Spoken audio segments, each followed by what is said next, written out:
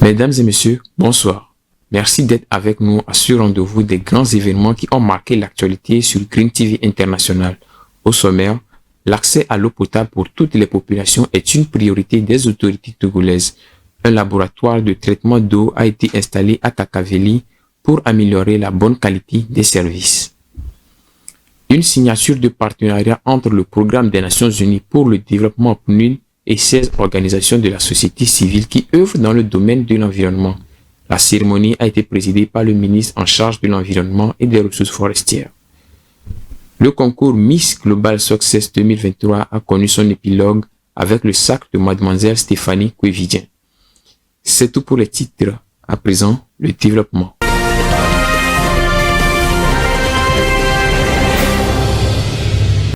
Rendre l'accès à l'eau potable facile à toutes les populations, c'est l'une des priorités des autorités togolaises. Pour cela, des adductions d'eau sont mises à la disposition des populations. La Société togolaise des eaux TDE vient de recevoir un nouveau laboratoire équipé pour le traitement des eaux à Kakaveli, un don de l'Agence française de développement AFD et de l'Union européenne. Le compte rendu dans ce reportage. Un laboratoire flambant neuf vient d'être mis à disposition de la Togolaise des eaux TDE à Kakaveli. La construction de ce laboratoire et son équipement sont financés par l'Agence française de développement et l'Union européenne pour un montant global de 2 milliards de francs CFA. Grâce à ce laboratoire, le traitement et la disponibilité de l'eau potable sera plus efficace pour les populations. Avec ce laboratoire, la TDE est en mesure de dire si un effluent est conforme ou pas conforme.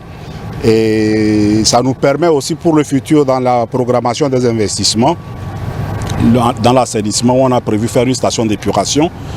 La nature des eaux rejetées nous permettra d'identifier et de choisir la station d'épuration la plus adaptée pour le traitement des eaux usées. Donc c'est vraiment capital, on s'assure en amont à la sortie de la station que l'eau qui va aller en ville pour la consommation de nos concitoyens est potable. Très bientôt, le laboratoire sera opérationnel. Une visite du site de la Direction générale de la production de l'eau de la TDE a été faite par les représentants de l'Agence française de développement AFD et de l'Union européenne pour connaître son fonctionnement. Le nouveau laboratoire qui a été installé, qui va permettre d'avoir un laboratoire pour l'analyse des eaux usées et puis pour mieux apprécier la qualité de l'eau potable qui est distribuée aux habitants du Grand Lomé.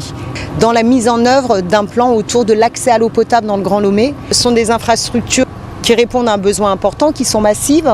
Quand vous regardez le bassin de la station de Kakaveli traite près de 50 000 mètres cubes d'eau jour, c'est énorme, c'est toute une expertise togolaise qui est aussi mise en valeur. En vue d'établir l'accès de l'eau potable à toutes les populations, un programme est établi pour le traitement des eaux usées et l'assainissement des villes. Le Programme des Nations Unies pour le développement PNUD a signé une convention de partenariat avec 16 organisations de la société civile qui œuvrent dans le domaine de l'environnement. C'était en présence du ministre de l'Environnement et des Ressources forestières, Foli Bazi Katari. Les deux parties ont pris l'engagement de contribuer à l'atteinte de 25% de la couverture forestière d'ici à 2025. Plus de précisions avec Irène Papadina. Elles sont au total 16 organisations de la société civile dont la protection de l'environnement a bénéficié du financement du Programme des Nations Unies pour le développement PNUD. Ce financement permettra de mettre en œuvre leurs différents projets relatifs à la gestion des ressources naturelles et à la protection de l'environnement. Lorsque nous parlons de forêts et de terres agricoles, c'est en milieu rural qu'on les retrouve. Et ce sont nos frères et sœurs, nos parents, surtout ceux qui sont en situation de pauvreté, de vulnérabilité, qui dépendent de ces ressources naturelles pour leur quotidien. Ces projets visent à renforcer leurs capacités afin qu'ils puissent continuer à utiliser les ressources naturelles sans les détruire au rythme auquel ils sont exploités actuellement. Notre projet consiste à mettre en place une forêt communautaire sur 5 hectares dans la zone riveraine du lac Togo. Également à développer des activités génératrices de revenus pour renforcer la résilience des femmes vis-à-vis des changements climatiques. C'est une grande joie, un sentiment de gratitude à l'endroit des partenaires. Cet engagement du PNUD, une fois à terme, permettra la restauration de plus de 500 hectares de terres cultivables et d'écosystèmes forestiers à travers le Togo. De même, il sera question d'améliorer les moyens de subsistance des femmes et des jeunes dans une trentaine de localités rurales. À travers ces projets, le renforcement des capacités de résilience des populations en milieu rural permettra également d'apporter des changements significatifs dans la prévention et la gestion des catastrophes naturelles, ainsi que dans les pratiques agricoles et les modes de production et de consommation pour mieux s'adapter aux effets du changement climatique. Je voudrais féliciter chacune des 16 organisations récipiendaires. Le PNUD restera très attentif aux résultats de chaque projet et restera disponible pour apporter tous les appuis nécessaires.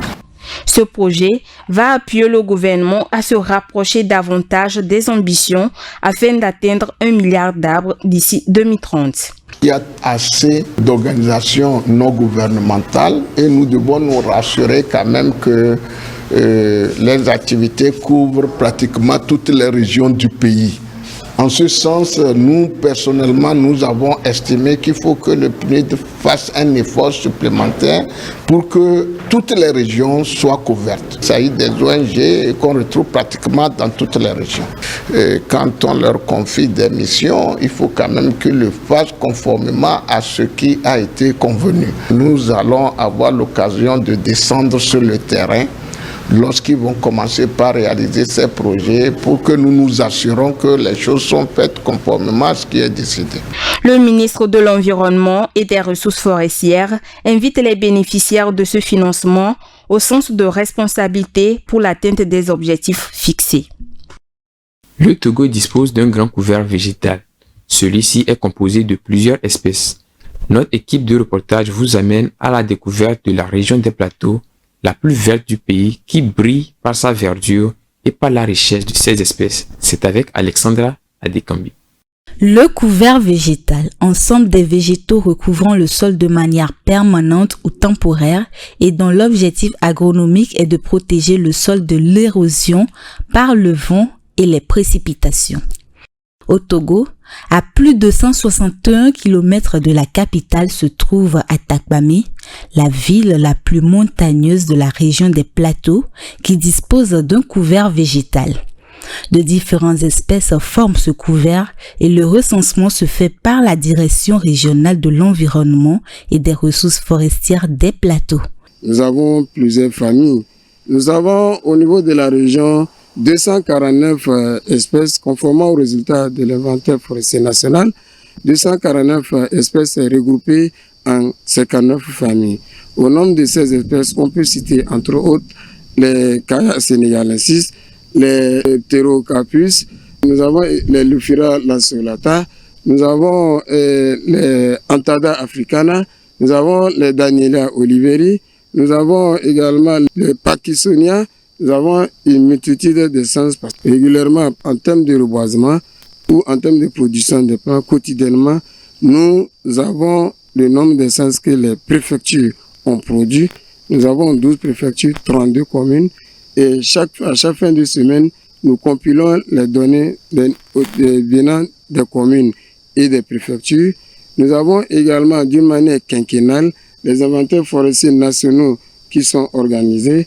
Pour garder ce atout végétal et l'entretenir, plusieurs actions sont menées pour renforcer la protection de ce couvert végétal. D'abord, c'est le reboisement. Le reboisement, c'est la sensibilisation à travers les émissions ou le renforcement des capacités. Et depuis 2020, le gouvernement également s'est engagé dans la double ambition quinquennale et décennale d'étendre le taux de couvert forestier à horizon 2025 à 25% et de reboiser 1 milliard d'arbres à horizon 2030. Donc à travers cette double ambition, nous encourageons, nous mobilisons les terres, nous mobilisons les acteurs et nous renforçons les capacités de certains acteurs pour pouvoir accompagner la politique du gouvernement et ensemble pour lutter contre le phénomène de changement climatique. Malgré les efforts, quelques difficultés freinent les acteurs en charge de la protection de ce couvert végétal. Il faut dire que nous avons la bonne volonté de travailler. Malgré les efforts du gouvernement, on est encore limité. Le gouvernement fait des efforts, mais au jour d'aujourd'hui, pour ce qui est de la région des plateaux, il faut dire que nous avons 12 préfectures et 32 communes, mais nous n'avons que 106 agents pour couvrir toute la préfecture, ce qui ne rend pas les tâches faciles pour nous. Donc, nous demandons et nous faisons toujours des plaidoyers pour voir dans quelle mesure on pourra avoir cette opportunité de recrutement. Nous avons également le phénomène anthropique qui dégrade les ressources forestières à travers l'abattage anarchique des arbres, la transhumance, les feux de végétation et bien d'autres fléaux vraiment qui viennent miner les efforts des citoyens togolais. La région la plus verte du Togo fait des efforts pour garder son statut.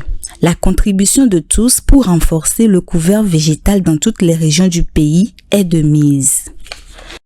Le jeune Togolais Bima Gado, lauréat du premier concours Afri-Plastic Challenge à Nairobi au Kenya, est venu présenter son trophée à Madame le Premier ministre Victoire Sidemiro Tomiga Dogbe, d'une valeur d'1 million de livres sterling, soit 780 millions de francs CFA.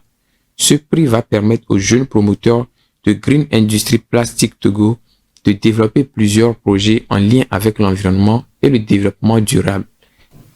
Faire de l'aquaculture, c'est bien, mais élever les poissons dans des conditions bio, c'est encore mieux. Cela garantit une consommation saine et de nombreux bienfaits à la santé humaine. Tout savoir sur l'aquaculture et ses bienfaits, c'est avec Irène Papadina. Au Togo, le secteur halieutique est en pleine croissance. Selon le ministère chargé de la pêche, la production aquacole est passée de 730 tonnes en 2020 à 1151 tonnes en 2022. De même, 6300 tonnes de poissons sont enlevées dans les eaux continentales. Aujourd'hui, les populations consomment de plus en plus de poissons afin de profiter de leurs protéines bénéfiques pour l'organisme humain. Alors ici pour mes mètres, j'utilise habituellement 3 types de poissons. Il y a les tilapia, il y a le dorade, il y a aussi akpala que nous utilisons habituellement pour faire nos plats. Presque tous mes poissons, c'est auprès des frigoristes. Pour être honnête, quand le client il est là, on ne va pas aller attendre 2 jours, 3 jours pour se faire livrer. Nous sommes sur un site touristique à Tokpli où l'on fait l'élevage de plusieurs catégories de poissons. Ici, on est au point d'un étang piscicole. Les espèces, ici, on a le poisson-chat et le tilapia que nous élevons. Maintenant, il y a aussi une exposition des poissons venant directement de la rivière, donc dont on a le paracana. On a 2 espèces de paracana. Il y a le paracana oscura et le paracana africana. Dans les systèmes de pisciculture, le tilapia est pratiquement omnivore car la grande partie de ses aliments est tirée des déchets ménagers. Cette capacité d'adaptation à divers aliments et déchets est la source de sa haute potentialité en matière de pisciculture. Voilà leurs aliments. C'est un aliment composé. C'est composé de farine de poisson, de son de blé et plusieurs matières. Par ailleurs, ces plantes qu'on retrouve à la surface de l'eau sont introduites.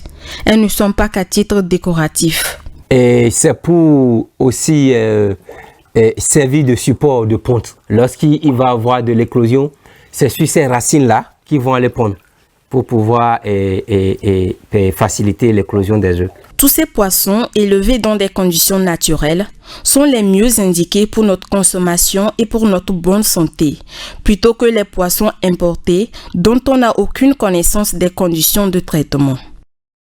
Les engrais chimiques contribuent à une croissance rapide et au bon rendement des cultures, mais ils ont des conséquences graves sur la santé humaine et sur l'environnement. Comment et dans quelle mesure utiliser ces engrais?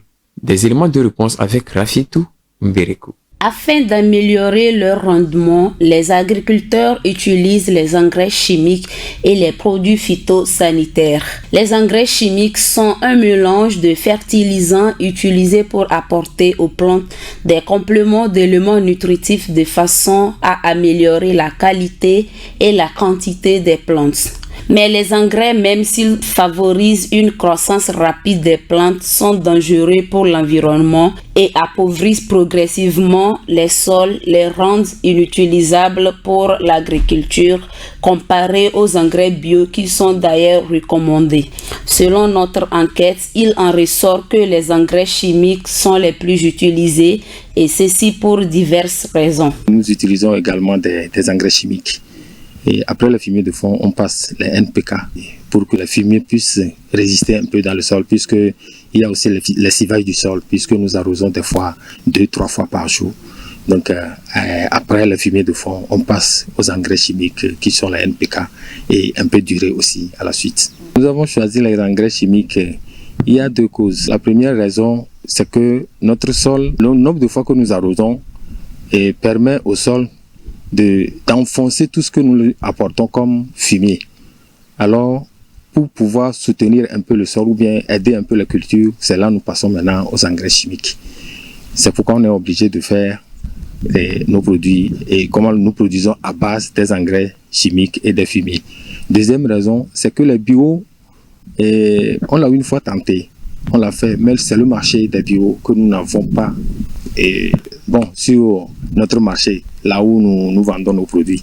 Puisque le bio, si on présente le produit bio et le produit traité avec les produits chimiques maintenant, pour les vendre maintenant, les gens n'arrivent pas à remarquer que le bio doit coûter plus cher que ce qu'on a traité avec les produits chimiques. Et ce qui fait que quand tu fais le bio, tu es toujours perdant. C'est ça, nous avons choisi de préférer plutôt les produits, les plantes, soit de la culture que nous allons traiter avec les produits chimiques. Au Togo, les engrais les plus utilisés sont les NPK, composés de 3 principaux éléments dont l'azote, le phosphore et le potassium, d'où le nom NPK. La mauvaise utilisation de ces engrais chimiques a des conséquences sur l'agriculture et sur l'alimentation. Ces engrais, effectivement, sont d'une utilité, comme nous avons dit précédemment, mais il y a aussi de ces conséquences sur l'environnement, la santé humaine et animale.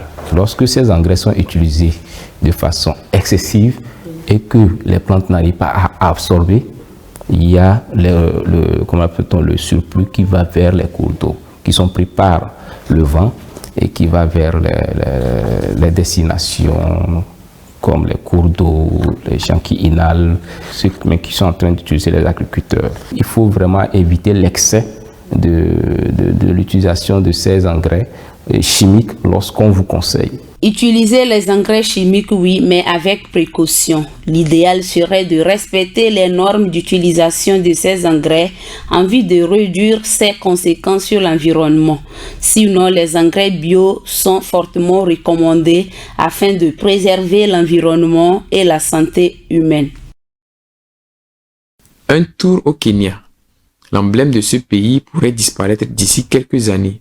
En effet, les girafes présentes dans ce pays de la Corne de l'Afrique sont en voie de disparition à cause de la sécheresse. La crise climatique qui frappe le monde entier n'épargne pas les animaux dans leur environnement. L'alerte est lancée afin d'arrêter l'extinction des girafes dans ce pays et dans le monde entier. Les détails avec Irène Papadina. Les différentes espèces de girafes du Kenya ont diminué de 50% au cours des 30 dernières années. Une disparition due à plusieurs facteurs tels que la sécheresse et le braconnage. Des 9 sous-espèces de girafes, les Maasai et les girafes réticulées sont considérées comme étant en danger d'extinction. La chasse aux girafes est inégale au Kenya. Pourtant, elles sont braconnées pour leur peau, leur viande, leurs os et leur queue. Ce braconnage a augmenté en raison des troubles civils et des marchés émergents demandeurs de pièces de girafes pour la fabrication de bijoux avec sa peau et pour ses os qui servent à guérir certaines maladies. Par ailleurs, les décès de girafes ont également augmenté à cause de l'explosion démographique et des activités humaines qui entraînent la sécheresse. Afin de lutter contre la disparition de cette race, des mesures en faveur de la protection des girafes au Kenya et dans le monde ont été prises par l'Union internationale pour la conservation de la nature, une institution qui statue sur l'état de conservation des plantes et des animaux. La grande finale du concours Miss Global Success a connu son épilogue ce samedi au Palais des Congrès de Lomé.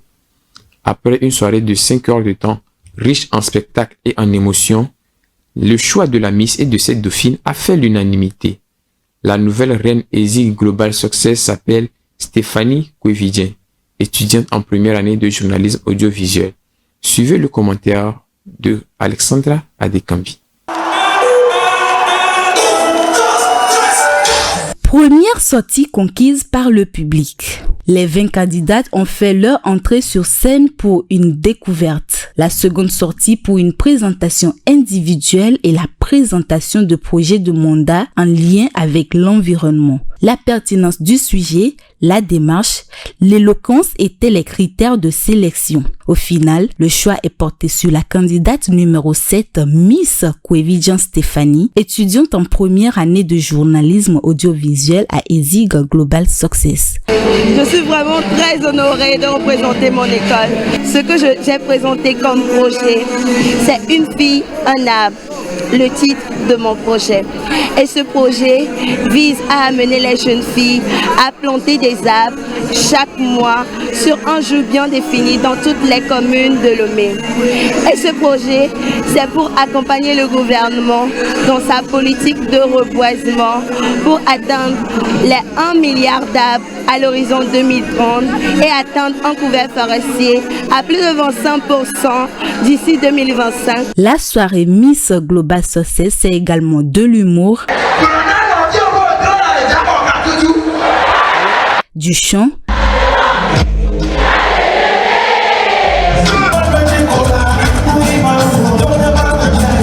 et de la danse. Une soirée réussite pour le grand bonheur du public et des organisateurs.